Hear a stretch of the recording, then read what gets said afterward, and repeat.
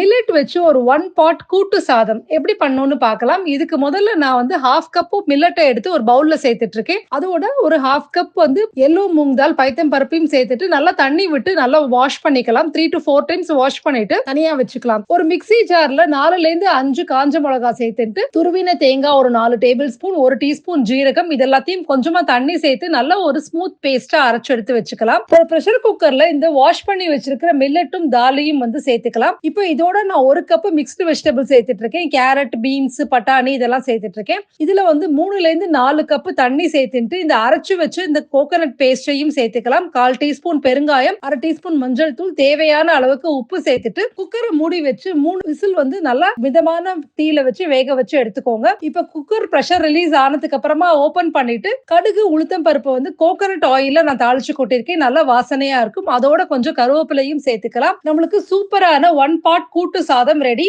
இதோட detailed recipe and variations என்ன millet use பண்ணிருக்கேன், அதுக்கான வேரியேஷன்ஸ் என்ன எல்லாமே கீழே டிஸ்கிரிப்ஷன் பாக்ஸ்ல கொடுக்குறேன். ஜெயஸ்ரீஸ் கிச்சன் வெப்சைட்லயும் நிறைய ரெசிபிஸ் இருக்கு பாருங்க. Thank you so much for watching this video.